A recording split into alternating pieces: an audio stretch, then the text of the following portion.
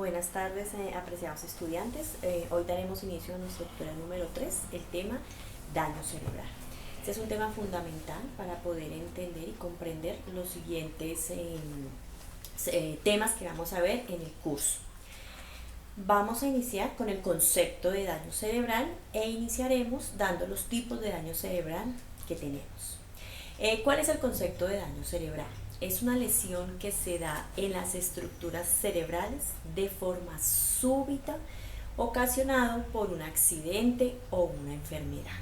Ese es el concepto de daño cerebral. Este concepto también cabe para aquellos accidentes que pueden darse congénitamente o en el momento del parto. Entonces se aplica también este mismo concepto. Hay dos tipos macros de daño cerebrales: el daño cerebral adquirido y el daño cerebral no adquirido. Dentro del daño cerebral adquirido voy a mencionarlos y luego revisaremos pues cada uno.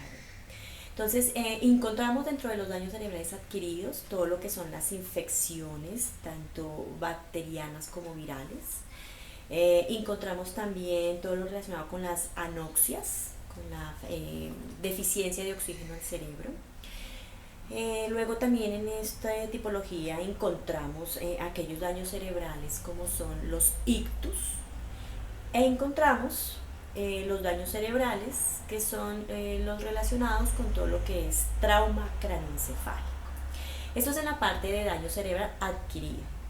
En el daño cerebral no adquirido encontramos los tumores cerebrales, todas las malformaciones que se pueden dar en el cerebro debido a diferentes químicos o radiaciones, etc.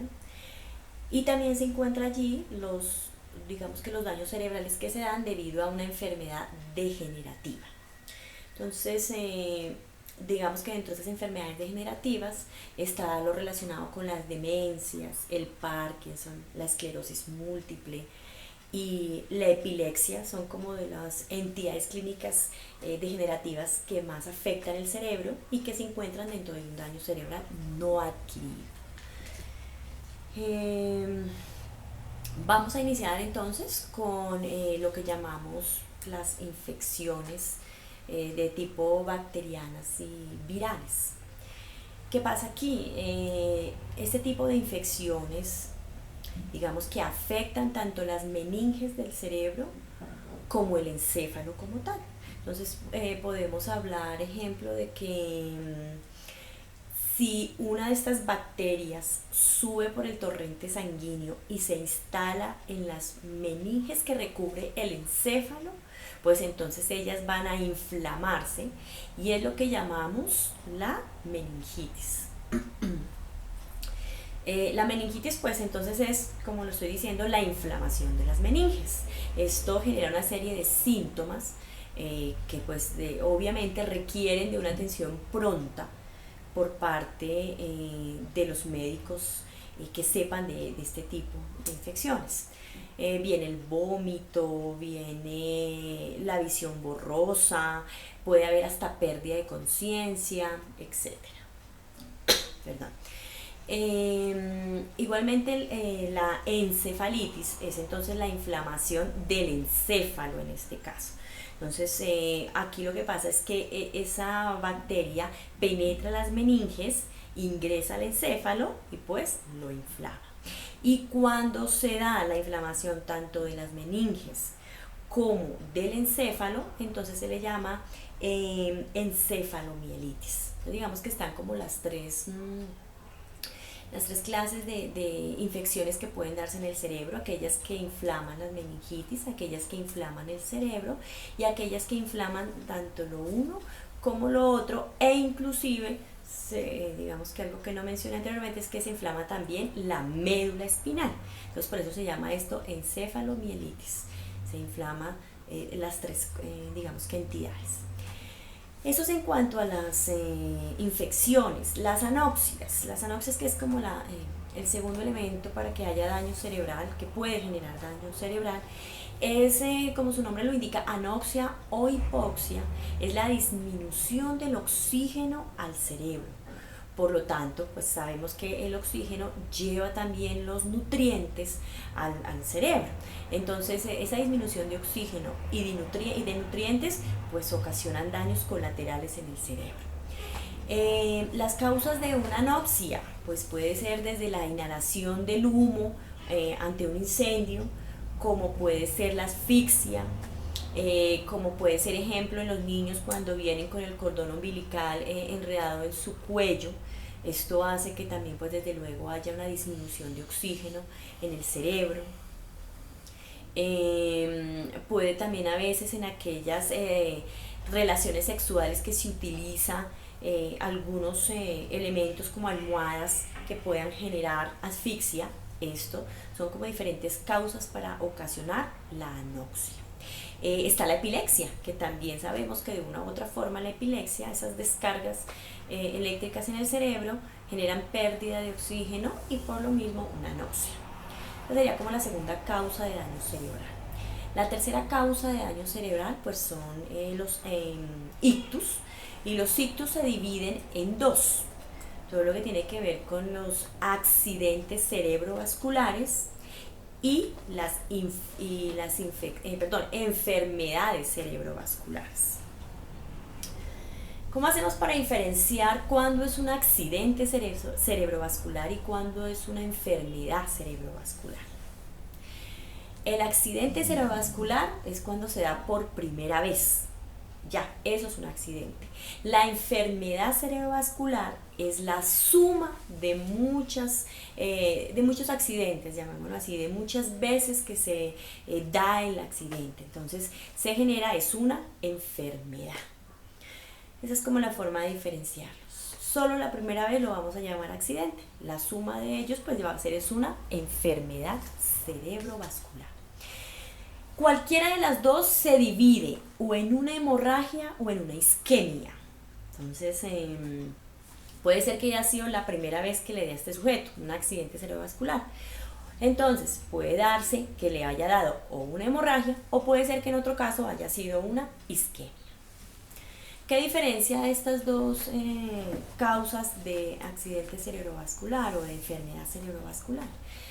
Lo diferencia es que la hemorragia, digamos que es la ruptura de vasos sanguíneos o arterias en el encéfalo, en el cerebro.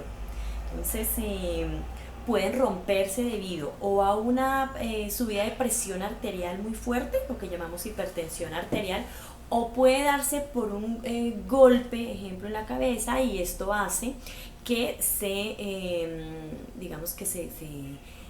rompa estas estructuras sanguíneas. Cuando hay esa hemorragia, pues por ende, desde luego, esta sangre empieza a irradiarse a todas las zonas del cerebro y a generar un edema y una presión intracraneal que empuja los diferentes órganos o zonas del cerebro contra el cráneo. Esto es lo que se genera como la presión intracraneal. Cualquiera de estas dos, bien sea la presión intracraneal, el edema, pues desde luego va a generar secuelas muy complicadas en el cerebro. Versus la isquemia cerebral, que ya es la interrupción del flujo sanguíneo. Entonces, lo que hace que al bloquearse el flujo sanguíneo, pues desde luego no llegue ni oxígeno ni nutrientes al cerebro. ¿Cuáles son las causas de la isquemia? Pues digamos que son trombos de cualquier tipo. Entonces, trombos que viajan por todo el torrente sanguíneo hasta llegar a instalarse en el cerebro, en una de las arterias o venas. Y estos trombos pueden ser por grasa, trombos de aire, trombos de sangre, trombos de calcio, que pueden entonces instalarse y bloquear el torrente sanguíneo, generando pues cualquier tipo de secuelas a nivel cognitivo. ¿Qué puede ocasionar tanto la hemorragia como la isquemia? Puede ocasionar pérdidas cognitivas en la memoria, en la atención, en el lenguaje, en el movimiento, todo lo que son praxias. en la percepción, que es todo lo que son noxias, etcétera. Entonces las secuelas pueden ser múltiples dependiendo de la zona afectada y del tamaño de la lesión, cualquiera de ellas. Entonces es importante como reconocer que el ictus entonces se divide tanto en un accidente cerebrovascular como en una enfermedad cerebrovascular, y que cualquiera de ellas dos puede estar causada bien sea por una hemorragia o por una isquemia. La siguiente causa de daño cerebral es todo lo que está relacionado con los traumas cráneoencefálicos. El trauma cráneoencefálico pues es un golpe que recibe el cerebro y que puede ir desde visión borrosa hasta la pérdida de conciencia, que es como lo más grave. El trauma cráneoencefálico se divide en, digamos que en abierto o cerrado. Pues su nombre lo dice, abierto cuando el cráneo se abre y queda expuesta toda la masa encefálica a contaminaciones pues ambientales. Desde luego es mucho más severo un accidente de este tipo. Y el trauma cráneoencefálico cerrado pues es cuando el golpe ha generado contusiones, hemorragias pues internas al cerebro, internas en el cerebro. El trauma cráneoencefálico se divide también en leve, moderado o severo. Esta clasificación la da la escala de Glasgow, que es una escala que manejan mucho los paramédicos, que son los que atienden como en un primer momento el accidente. Y esta escala, digamos que evalúa 3 elementos o aspectos importantes. Todo lo que es la apertura de ojos. Entonces se mira si la apertura de ojos es espontánea o si el sujeto abre los ojos es ante el dolor o nunca los abre, y de acuerdo a eso se le da un puntaje. Luego viene la valoración del lenguaje. Entonces la valoración del lenguaje es si el lenguaje es coherente, si la persona está orientada en el espacio, en el tiempo, en persona.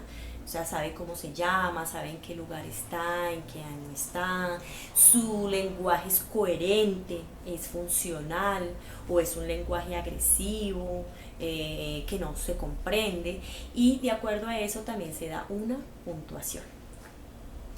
Y por último se evalúa toda la reacción motora.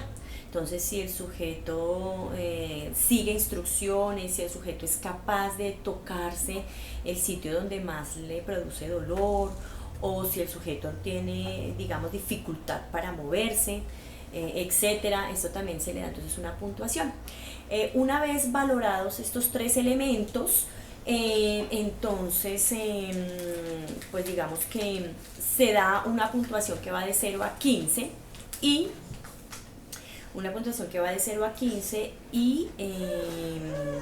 esta puntuación, digamos, es la que nos va a dar en qué nivel está la persona clasificada.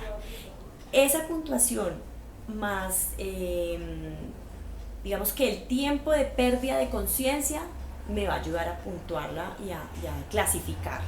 Entonces, el trauma craneoencefálico leve tiene un tiempo, digamos que menor a 15 minutos de pérdida de conciencia y tiene una puntuación entre 14 y 15 en la escala de Glasgow. ¿Qué quiere decir esto? Que de una puntuación de 14 a 15 significa entonces que el sujeto ha podido responder a todo, que no tiene dificultad motora, que está orientado, o sea que es un trauma craneoencefálico leve. El moderado ya dice que hay una pérdida de conciencia mayor a 15 minutos y que el puntaje en la escala de Glasgow está entre 13 y 8. Y el grave tiene una pérdida de conciencia mayor a 6 horas y su puntuación en la escala de Glasgow está entre 3 y 8. Entonces digamos que dependiendo de esa puntuación en la escala y de la pérdida de conciencia lo vamos a clasificar en leve, moderado o grave. Digamos que las secuelas en cualquiera de estas causas que puede ocasionar un daño cerebral van a ser tanto en el campo cognitivo, en lo emocional y en lo comportamental. Eh, Varían dependiendo, como ya les mencioné, en el tamaño de la lesión y en la gravedad de la lesión. En eso, digamos que radica las secuelas. Continuaremos ahora hablando con otros tipos de daño cerebral.